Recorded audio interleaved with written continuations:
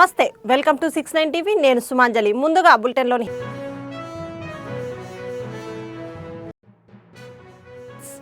రాష్ట్ర వ్యాప్తంగా 51 లక్షల మెట్రిక్ టన్నుల ధాన్యం కొనుగోలు చేయడానికి ప్రభుత్వం సిద్ధం. మంత్రి నాదెండ్ల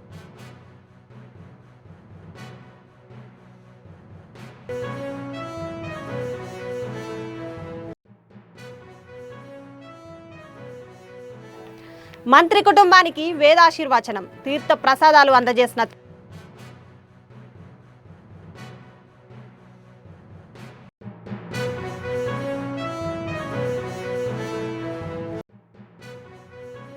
భక్తులకు అవసరమైన ఏర్పాట్లలో పూర్తి విఫలం. పివిఎన్ మాధవ్ కేరళ కమ్యూనిస్టు ప్రభుత్వంపై విమర్శ.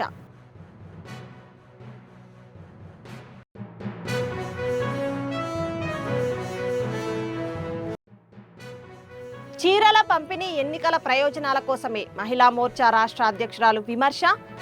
103 మంది మహిళలకు చీరలు ఇస్తే వారు కోటీశ్వరులు ఎట్లా అవుతారు అన్న మేకల శిల్పారెడ్డి.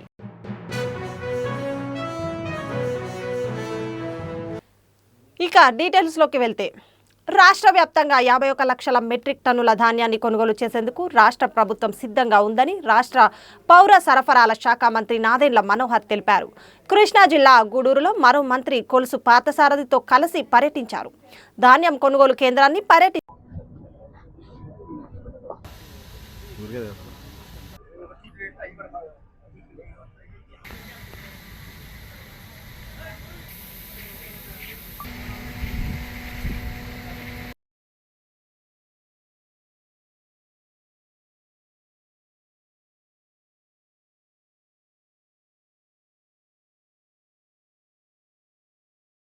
పదకొండు లక్షల మెట్రిక్ టన్నుల ధాన్యం పండుతున్నది మనకి సమాచారం వచ్చిందండి. దానికి అనుగుణంగా మా డిపార్ట్మెంట్ నుంచి 8 లక్షల మెట్రిక్ టన్నుల ధాన్యం కొనుగోలు చేయాలి సిద్ధంగా ఉన్నారు. దాదాపు ఖచ్చితంగా వాళ్ళకి స్థానికంగా వాళ్ళ కుటుంబాలకు ఉన్న అవసరాలను పక్కన పెట్టుకుని క్షేత్రస్థాయిలో ఉన్న వాస్తవ పరిస్థితులు గుర్తించి ప్రతి ధాన్యం గింజ బస్తా కొనడానికి ప్రభుత్వం సిద్ధంగా ఉంది. అవసరం అయితే ఇంటర్ డిస్ట్రిక్ట్ మూవ్మెంట్ కూడా ఇస్తామని మేము చెప్పాం. ఎందుకంటే ఎక్కువ మంది కష్టపడి పండించిన ధాన్యానికి మంచి గిట్టుబాటు ధర రావాలి, పొరపాటు జరగకూడదు, రైతుగా భరోసా కల్పించే విధంగా మేము ముందుకెళ్తాం. కాబట్టి ప్రభుత్వమే మీ దగ్గర కొనడానికి సిద్ధంగా ఉంది. దయచేసి ప్రతి బస్తా ప్రతి గింజ కష్టపడి పండించిన మన రైతు అంగాంగానికి మేము అండగా నిలబడే విధంగా మేము చేస్తాం. కలియుగ ప్రత్యక్ష దైవం తిరుమల శ్రీవారిని ఏపీ మంత్రి అచ్చెన్నాయుడు దర్శించుకున్నారు. విఐపి విరామ సమయంలో కుటుంబ సభ్యులతో కలిసి స్వామివారిని దర్శించుకొని మొక్కులు చెల్లించుకున్నారు. మంత్రి రంగనాయకుల మండపంలో స్వామివారి శేషవస్త్రంతో మంత్రిని సత్కరించి వేదాశీర్వచనం అందించి స్వామివారి తీర్థ ప్రసాదాలు అందజేశారు.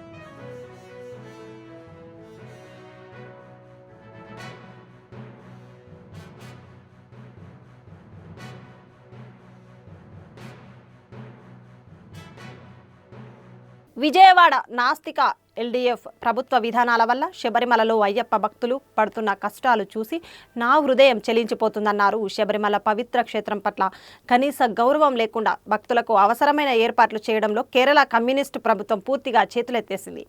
అయ్యప్ప సేవ సంఘం, అమృతానందమయి మఠం లాంటి ధార్మిక సంస్థలు సేవ చేయకుండా అడ్డుకోవడం ఈ ప్రభుత్వానికి హిందువుల పట్ల ఎంత వ్యతిరేకత ఉందో తెలియజేస్తుంది. హిందువుల మనోభావాలను గౌరవించని ఈ ప్రభుత్వం తక్షణం తమ వైఖరిని మార్చుకోవాలి. భక్తుల ఇబ్బందులకు కేరళ ప్రభుత్వమే బాధ్యత వహించాలని AP BJP chief PVN Madhav demand చేశారు. స్వామియే శరణమయ్యప్ప. అయ్యప్ప స్వామి యొక్క భక్తులు అనేక మంది ఈరోజు శబరిమల వెళ్తూ అనేక రకాల ఇక్కట్లు పడుతున్న తీరేదైతే ఉందో, కేరళలో ఉండే నాస్తిక కమ్యూనిస్ట్ ప్రభుత్వం యొక్క తీరు పరాకాష్ఠ చేరింది. ఎటువంటి సౌకర్యాలు కూడా శబరిమలకి వెళ్ళే లక్షలాది మంది భక్తుల యొక్క మనోభావాలు గాయపరుస్తూ, హిందువుల మనోభావాలు గాయపరుస్తూ అక్కడ పోలీస్ వ్యవహరిస్తున్న తీరు ఏదైతుందో అందరం కూడా ఖండించాల్సిన అవసరం ఉంది. సభ్య సమాజం సిగ్గుపడే విధంగా అక్కడ పోలీస్, ముఖ్యంగా ఆంధ్రప్రదేశ్ నుంచి వెళ్ళిన ఎవరైతే అయ్యప్ప స్వామి భక్తులు ఉన్నారో వాళ్ళ పట్ల వ్యవహరించిన తీరు చాలా అసహ్యంగా, ఏకంగా ఉంది. కనుక దాన్ని వెంటనే ఖండించి వెంటనే ఎల్డీఎఫ్ ప్రభుత్వం ఎవరైతే పోలీస్ అక్కడ విధి నిర్వహణలో ఉన్నాడో అతను సస్పెండ్ చేయాలి.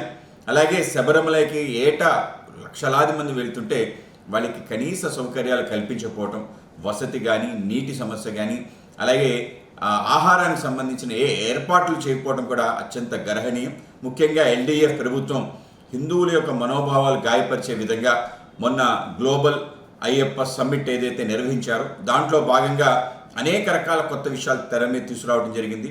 ఆ యొక్క సమావేశంలో అయ్యప్ప స్వామి దేవాలయ ప్రాంగణాన్ని ఒక సెక్యులర్ దేవాలయంగా మార్చే ఒక ప్రయత్నం, అక్కడ ముస్లిం స్వామిలు అలాగే క్రిస్టియన్స్ అంతా కూడా ఒక నిలయంగా ఉండాలని ఒక ప్రయత్నం చేయటం, ఆ విధంగా హిందూ దేవాలయాలపై దాడి చేసే విధంగా ఒక ప్రయత్నం.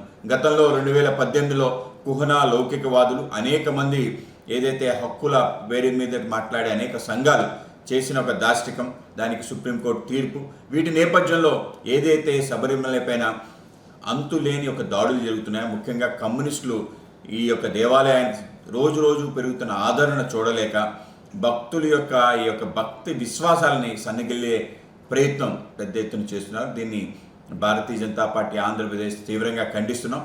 వెంటనే ఎవరైతే అక్కడ సంబంధిత అధికారులు ఉన్నారో వాళ్ళు సస్పెండ్ చేయాలి. అలాగే ఆ ప్రాంతంలో పెద్ద ఎత్తున ఏర్పాట్లు చేయాలని మేము కోరుతున్నాం.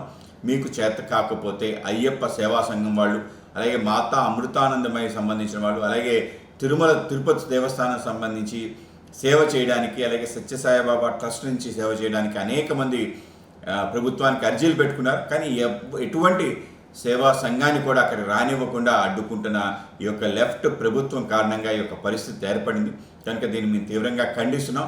వెంటనే ఎల్డీఎఫ్ ప్రభుత్వం కళ్ళు తెరిచి అయ్యప్ప స్వామి ద్వారా ఏదైతే మీకు కోట్లాది డబ్బులు కైంకర్యాల రూపంలో మీకు ఆ ప్రాంతానికి వస్తుందో ఆ డబ్బులు సంబంధించిన అనేక రకాల గోల్మాల్ కార్యక్రమాలు జరిగాయి.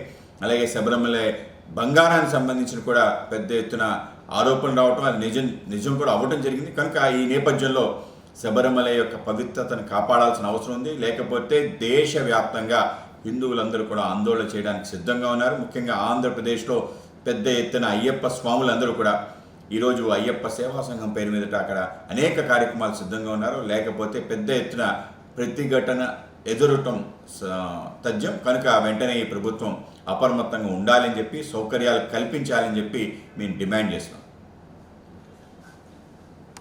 బీజేపీ తెలంగాణ రాష్ట్ర మహిళా మోర్చా రాష్ట్ర అధ్యక్షురాలు మేకల శిల్పారెడ్డి మాట్లాడుతూ 103 మంది మహిళలకు చీరలు ఇస్తే వారు కోటీశ్వర్లు ఎట్లా అవుతారు?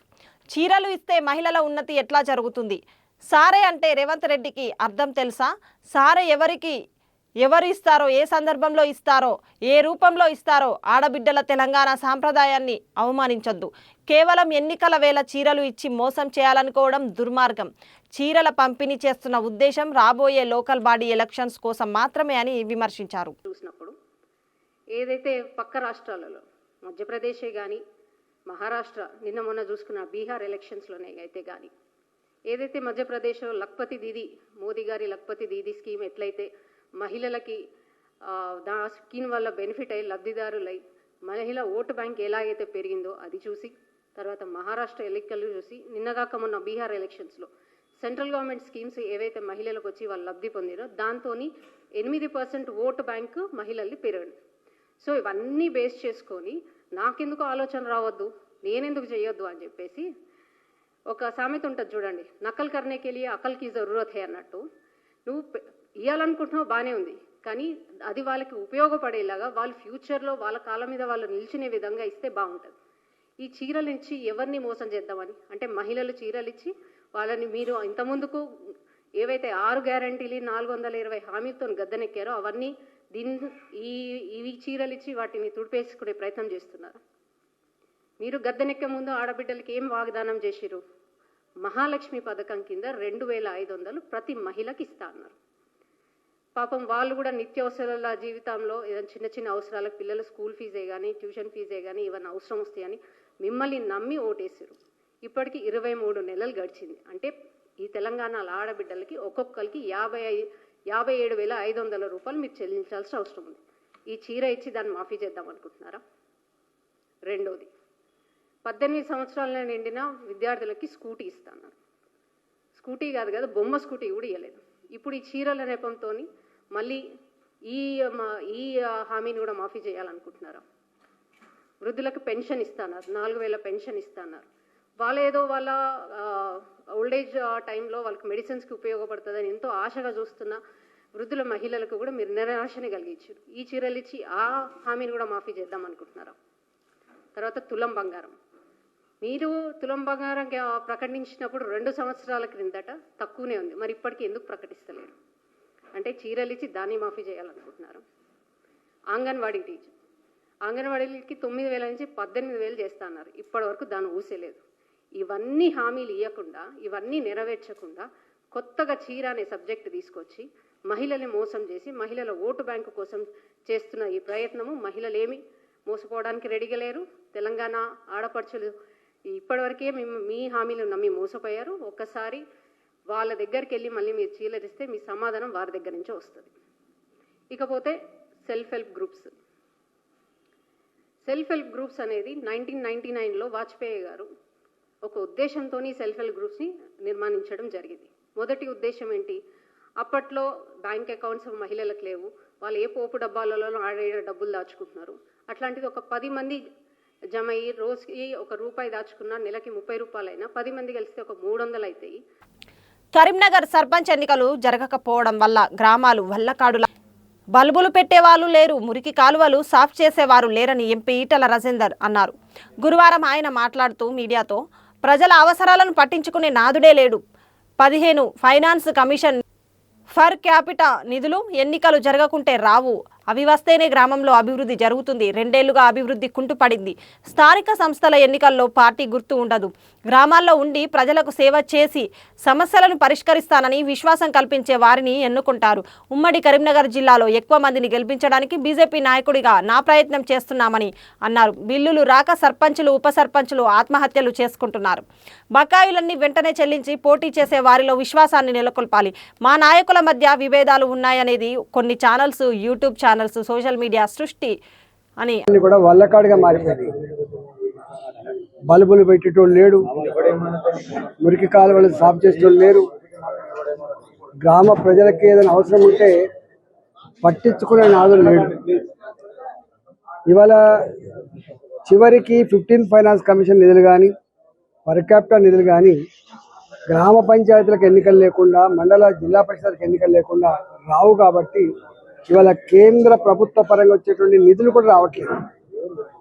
2 సంవత్సరాలకైనా ఇవాళ గ్రామ సచివాలయాలు, వార్డు మెంబర్లకి, సర్పంచ్లకి అయితే ఎన్నికల కోసం ఏర్పాటు చేస్తుందో తక్షణమే జరిపించాలని చెప్పి మేము డిమాండ్ చేస్తున్నాం. ఒకటి, మండల పరిషత్తులు, జిల్లా పరిషత్తులు వాటికి కూడా తక్షణమే ఎన్నికలు నిర్వహించాలని చెప్పి మేము డిమాండ్ చేస్తున్నాం.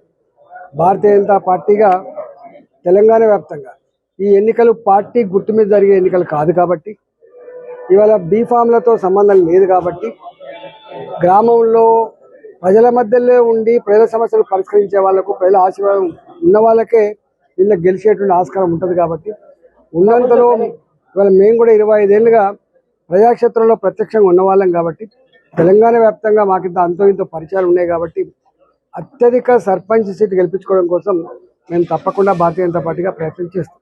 ఒకటి రాజేంద్ర గారు, ఈ వరుసగా ఎన్కౌంటర్ లొంగుబాట్లు జరుగుతున్నాయి. ఈ నకిలీ ఫేక్ ఎన్కౌంటర్ చెప్పేసి ప్రజా సంఘాలు, పరోక్ష సంఘాలు విమర్శ చేస్తున్నారు. ఇప్పటికీ మా హోంమంత్రి గారు కేంద్ర ప్రభుత్వం ఏ స్టాండ్ అయితే ప్రకటించింది, నేను ఆ పార్టీలో ఒక ఎంపీని, నాది కూడా గదే స్టాండ్ ఉంటుంది. అంటే ఒకరండి, హుజరాబాద్ మీకు చాలా అటాచ్మెంట్ ఉంటుంది.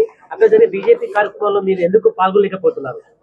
నాకు వేరే పని ఉన్న వాళ్ళకి పాల్గొనకపోయినా. మీకు సమాచారం ఉంటుందా సార్? హైదరాబాద్ లో జరిగే కార్యక్రమాల పట్ల మీకు సమాచారం ఉంటుందా? అన్ని రకాల సమాచారం ఉంటుంది. అంటే మీరు కులం మతం ప్రాతిపదికగా కామెంట్ చేశారు, వాటికి కట్టుబడి ఉంటున్నారు సార్? బీజేపీ హిందుత్వంతో ఎన్నికలు అంటే వాటికి కట్టుబడి ఉంటున్నారు సార్? నేను ఇట్లాంటి వాటికి కామెంట్ చేయను. నేను చాలా క్లియర్ చెప్పాను. నాది ఒక స్టేట్మెంట్ మరోసారి చదువుకోండి, వినండి, విని మాట్లాడండి.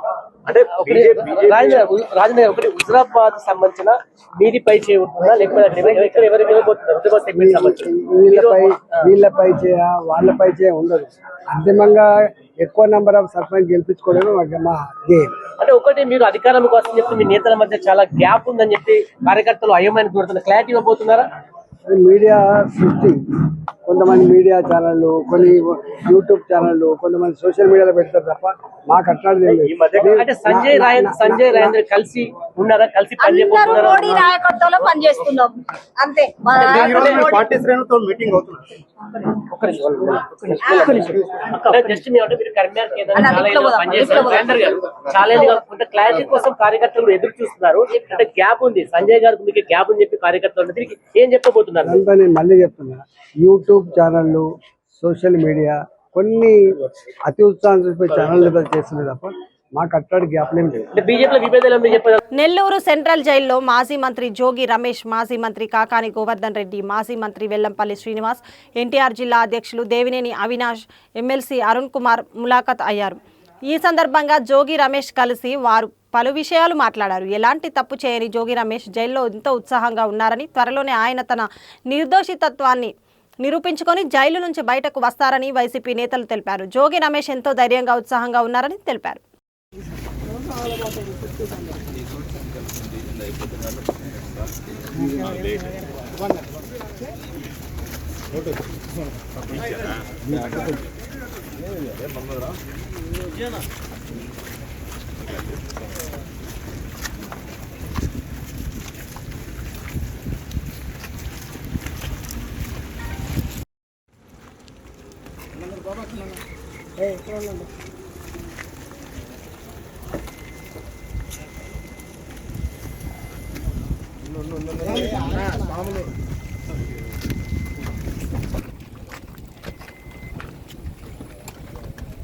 నా యాడికి పోతానే ఉన్నారు ముందర ముందు అదే అర్థం కాదు. ఇదే వెళ్తా ఉన్నారు, ఎవరెళ్ళారా?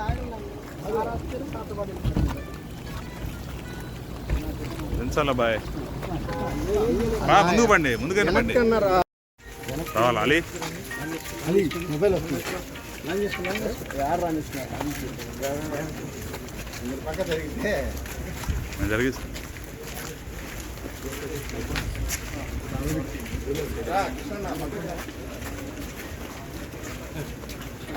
రాజమౌళి వ్యాఖ్యలపై బండి సంజయ్ స్పందించారు. ఎవరి ఆలోచనలు వాళ్ళవని, ఆయన ఆలోచన ఆయనదని అంటూ నిండు నూరెళ్లు దేవుడి కరుణ కటాక్షాలతో బాగుండాలని కోరుకుంటున్నానని చెప్పారు. ఎవరి ఆలోచన వాళ్ళది. రేపు భవిష్యత్తులో ఆ దేవుడు కరుణించి ఆయన దేవుడిని నమ్మే విధంగా ఆ దేవుని యొక్క కరుణా కటాక్షలు ఆయన మీద ఉండాలని కోరుకుంటున్నా. రాజమౌళి గారు నిన్ను నూరేళ్లు ఆరోగ్యాలతో సక్సెస్ అయ్యి ఆ అమ్మవారి ఆశీర్వాదంతో ముందుకు సాగాలని కోరుతున్నా. ధన్యవాదాలు.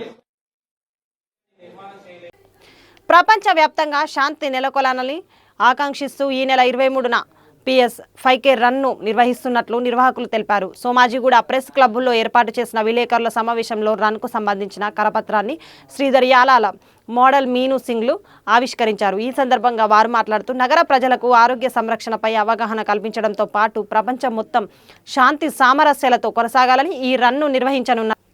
23న నెక్లెస్ రోడ్లో ఈ కార్యక్రమానికి ముఖ్య అతిథిగా న్యాయమూర్తి Vijay Sen Reddy, GHMC commissioner RV Karnan హాజరై ప్రారంభిస్తారని చెప్పారు. బతుకమ్మ కుంట నుంచి ప్రారంభమయ్యే రన్ పీపుల్స్ ప్లాజా వరకు చేరుకొని తిరిగి బతుకమ్మ కుంటకు చేరుకుంటుందని తెలిపారు.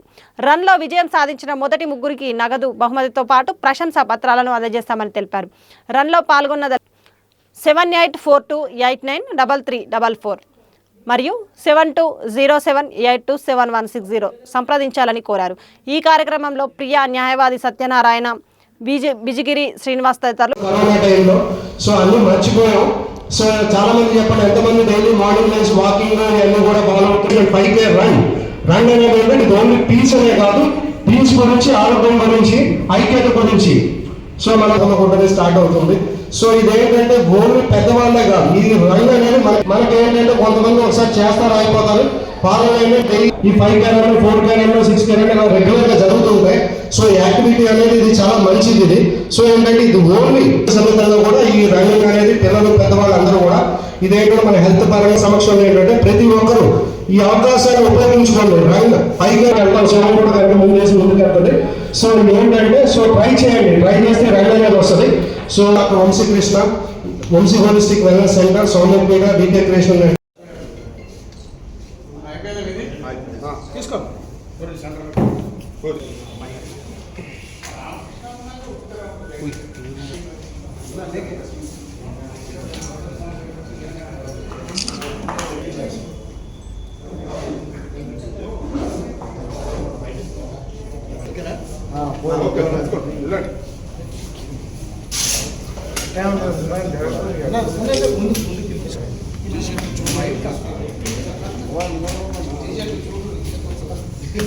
భద్రాద్రి కొత్తగూడెం దమ్మపేట మండలం ముష్టిబండ వద్ద రోడ్డు ప్రమాదం జరిగింది. ఆర్టీసీ బస్సును టాటా ఇంట్రా వాహనం ఢీకొట్టింది. ఘటనలో 2 తీవ్ర గాయాలయ్యాయి. దాంతో అశ్వారావుపేట ఖమ్మం ప్రధాన రహదారిపై భారీగా ట్రాఫిక్ జామ్ ఏర్పడింది. గాయపడిన వారిని దమ్మపేట ప్రభుత్వ ఆసుపత్రికి తరలించారు.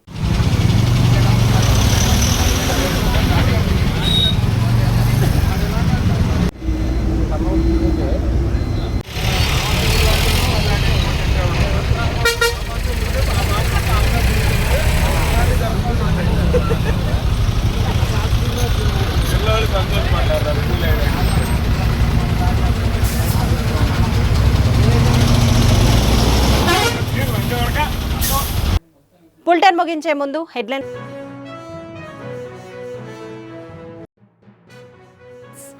రాష్ట్ర వ్యాప్తంగా 51 లక్షల మెట్రిక్ టన్నుల ధాన్యం కొనుగోలు చేయడానికి ప్రభుత్వం సిద్ధం. మంత్రి నాదెండ్ల.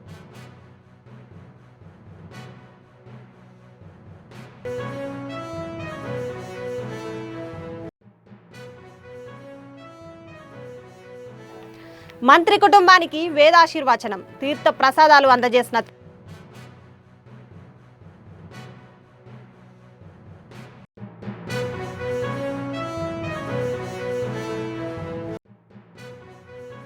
భక్తులకు అవసరమైన ఏర్పాట్లలో పూర్తి విఫలం. పివిఎన్ మాధవ్ కేరళ కమ్యూనిస్టు ప్రభుత్వంపై విమర్శ.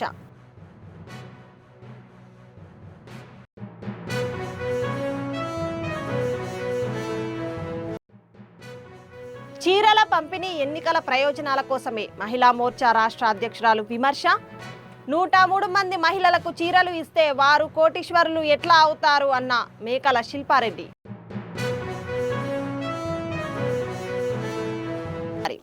ఇవి బులెటిన్ విశేషాలు. మరిన్ని అప్డేట్స్ కోసం చూస్తూనే ఉండండి 69 టీవీ న్యూస్. నేను సుమాంజలి.